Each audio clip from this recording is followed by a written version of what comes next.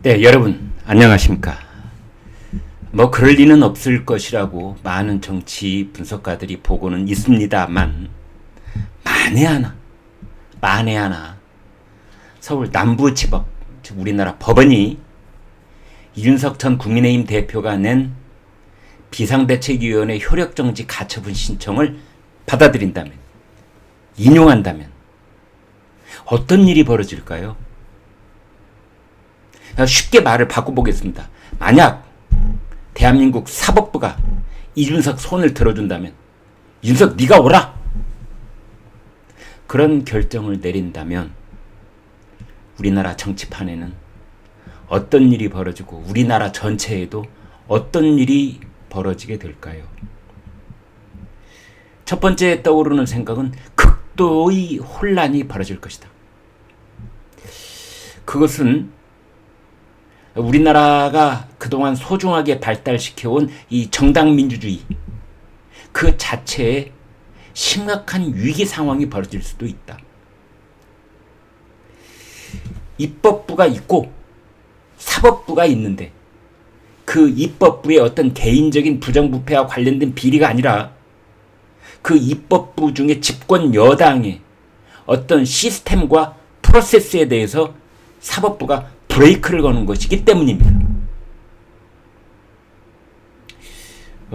이런 문제에 대해서 저희 시청자들께서 아마 매우 해박한 전문적 지식을 갖고 계신 분도 계실 겁니다.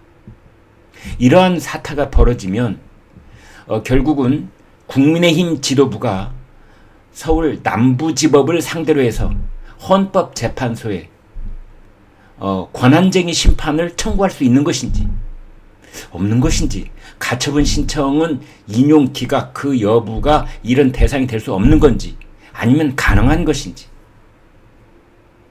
원래 권한쟁의 심판이라고 하는 것은 이제 국가기관끼리 서로 다툼이 벌어졌을 때 하는 일이기 때문에 서울 남부지법이라고 하는 국가기관과 그 다음에 대한민국 공당인 국민의힘과의 어떤 의견 차이가 벌어지면은 이것은 또 헌법재판소에 물어볼 수 있는 것 아닌가. 어떻게 보면은 사법부는 입법부 위에 있는 것인가. 사법부가 운영되는 모든 법률적 근거는 입법부가 만들었는데 견제와 균형이라고는 하지만 삼권 분립의 정신이 거기 있다고는 하지만 그것도 지켜야 될 선이 있는 것 아닌가. 그래서 아무튼 어떤 개인적인 차원이 아니라 정당민주주의를 근간으로 하고 있는 우리나라에서 그 정당의 시스템에 의해서 이루어진 일들을 사법부가 이래라 저래라 판단하는 것이 과연 옳은 것인가에 대한 근본적인 질문과 대답을 우리 정치학자들, 그 다음에 우리 법조인들이 함께 고민해야 되는 상황이 아닌가. 그렇습니다. 판사 출신인 김기현 전 원내대표, 김기현 의원은 이런 말을 했습니다. 지금 이 가처분 신청에서 큰 쟁점 중에 하나가 비대위가 출범할 만큼 국민의힘이 비상 상황인지 여부를 따지는 것이라고 알려져 있는데, 아니 어떻게 사법부가 대한민국 제1공당인 국민의힘이 비상 상황인지 아닌지를 사법부가 판단할 수 있느냐. 그것은 사법부의 권한을 넘어서는 것이다. 이미 그 자체로 넘어서는 것이다. 이렇게 김기현 의원이 얘기를 했습니다. 그래서 이런 논란이 벌어지고 거기에 대해서 이런 의견 저런 의견들이 또 이제 표현되기 시작하면 우리나라 정치가 얼마나 혼란스럽고 어지러워지겠습니까? 사실은 국민들은 그 점을 더 걱정하고 계시는 겁니다. 그래서 만에 하나, 그럴 가능성은 거의 없다고 저도 보지만 만에 하나 사법부가 이준석 당신이 오라 라고 이준석의 손을 번쩍 들어준다면 그 순간부터 비상대책위원회의 효력이 정지된다 라고 사법부도 본 것이고 이준석도 주장을 할 텐데, 그 경우에 주호영 비상대책위원장은 어떤 행동을 보일 것인가? 주호영 비대위원장은 어떻게 할 것인가? 처음에는 만약 절차적 하자가 있다는 사법부의 판단이라면 그 절차를 다시 밟으면 될 것이다. 뭐 이런 식으로 얘기를 했었는데요. 주호영 비대위원장도 판사 출신입니다. 그렇게 얘기를 하자 이준석 전 대표가 주호영 비대위원장의 말을 그대로 받아서 그렇게 말하는 것 자체가 민주주의의 비상 상황이다. 뭐 이렇게 요즘은 말꼬리 잡기가 유행이더라고요. 특히 이준석 말꼬리를 뭐 상대편이 뭐라고 하면 바로 그 말을 받아가지고 말꼬리를 잡습니다. 윤석열 대통령이 정치인들의 발언을 제대로 챙겨서 들을 만큼 내가 한가롭지 못하다 이런 취지로 이 얘기를 하니까 또 이준석 전 대표는 기자회견 그러니까 윤석열 대통령의 취임 100주년 그 기자회견에 대해서 나도 챙겨 듣지 못했다. 불경스럽게도 뭐 그런 식으로 또 이렇게 윤석 대표 요즘 말꼬리 잡는 것으로 거의 모든 발언을 채워나가고 있는데 아무튼 이제 주호영 비대위원장이 물러나야 될 것인지 버텨야 될 것인지 매우 복잡한 상황이 벌어집니다. 그러면서 그에 뒤따르는 극심한 혼란 이것은 또 어찌해야 될 것인지 이런 고민을 서울 남부지법도 하고 있을 것이라고 저는 생각을 합니다. 비대위원장뿐만 아니라 비대위원들 8명 그 다음에 사무총장 등등 비대위원장이 지금 한 인사가 있지 않습니까? 그 사람들은 패키지로 그대로 엮어서 다시 모두 원위치해야 되는 것인지 아니면 비대위원장과 비대위원은 또 별개에 있는 것인지 하나의 세트로 패키지로 묶여있는 공동 운명처럼 그렇게 왔다 갔다 하게 되는 것인지 그래서 예컨대 주호영 비대위원장이 물러나게 되면 그러니까 법원이 이준석의 손을 들어주고 효력이 정지된 비상대책위원회가 해체가 되고 주호영 비대위원장이 물러나게 되면 그러면 국민의힘은 무주공산이 됩니다. 지휘자가 없게 되는 겁니다. 왜? 이준석 당대표는 이제 법원이 당신이 아직도 당대표야 법상으로 당신은 당대표의 그 지위를 유지하고 있어 라고 하더라도 국민의힘의 중앙윤리위원회가 내린 징계 그러니까 당원권 정지 6개월 그건 고스란히 살아있는 겁니다. 따라서 이준석은 여의도에 있는 국민의힘 당사로 복귀할 수가 없습니다. 그러면 안 됩니다. 그러면 이준석은 당대표의 직은 있지만 그 역할을 직무를 수행할 수는 없습니다. 그 다음에 당대표하고 똑같은 역할을 하는 주호영 비대위원장도 물러나게 되면 국민의힘의 당대표 그 의자가 텅텅 비게 되는 겁니다. 이거 어떻게 됐죠? 어떻게 해야 되죠?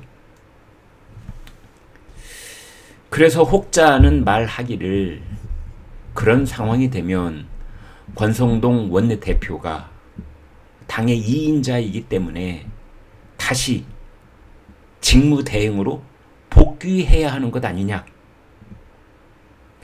그런데 권성동 원내대표는 이미 직무대행을 던졌거든요. 사임했거든요.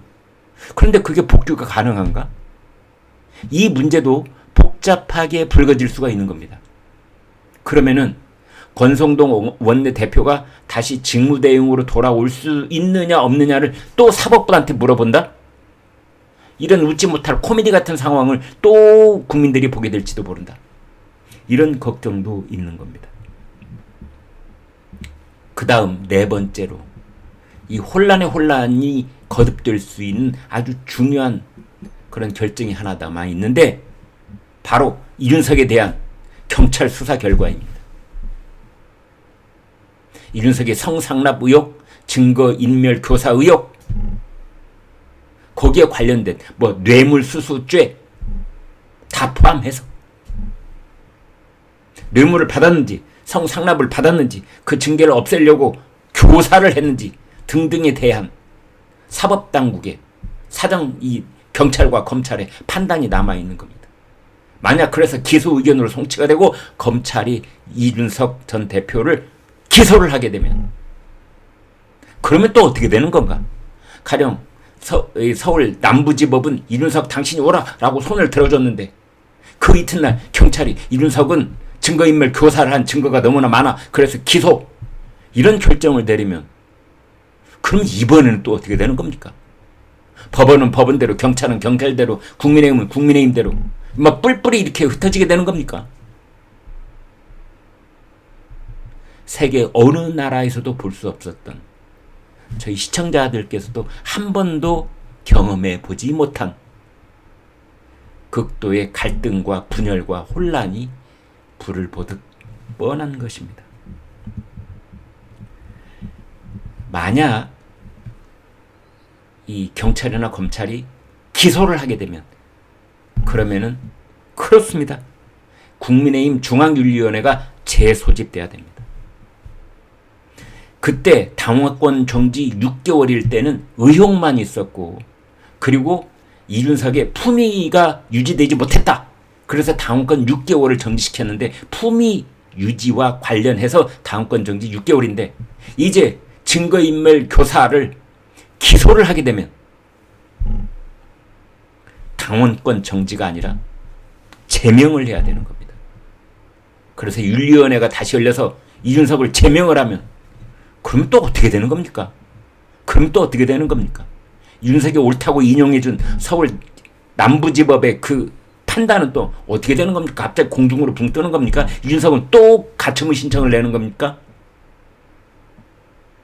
국민의힘 중앙윤리위원회 또 그 결정을 효력을 정지해 주세요. 또 가처분 신청을 내는 겁니까? 이준석은 이 1년 동안에 가처분 신청을 몇 번이나 내야 이 사태가 잠잠해질 수 있단 말입니까?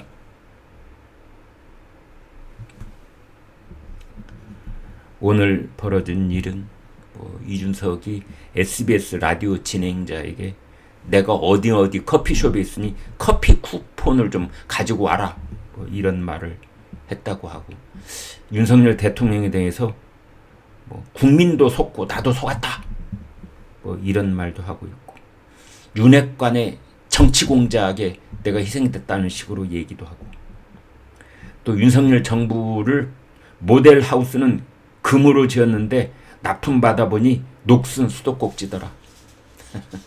양두구육 그 두 번째 버전으로 얘기하는 것 같습니다. 장예찬 청년재단 이사장이 아주 날카롭게 이준석을 비판을 했더군요. 언론을 즐기면서 비판에 몰두하고 있다. 팬덤을 무기 삼아 현 정부를 위협하고 있다.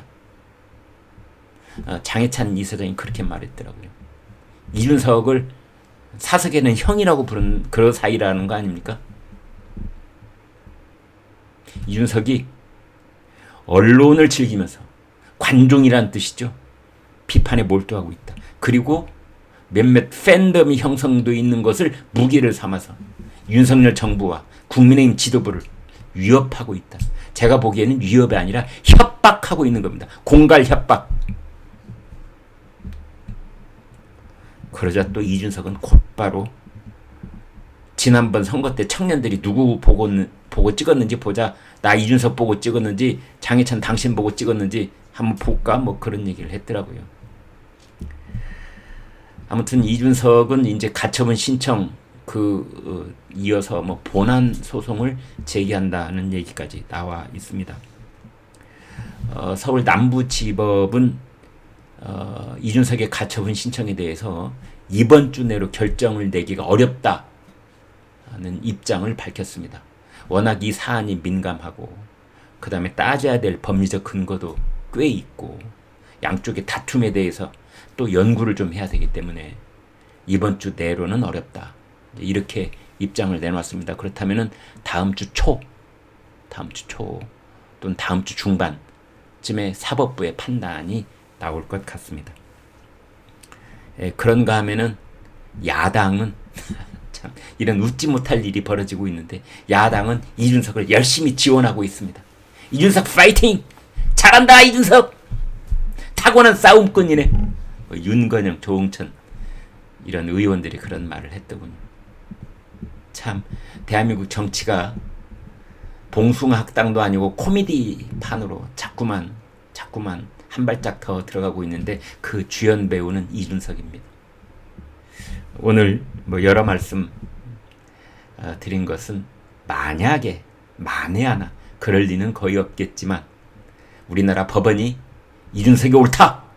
이준석의 손을 들어줄 경우에 극도의 혼란이 벌어질 것이라는 점을 하나씩 짚어봤습니다. 네, 여러분 구독, 좋아요 부탁합니다. 고맙습니다.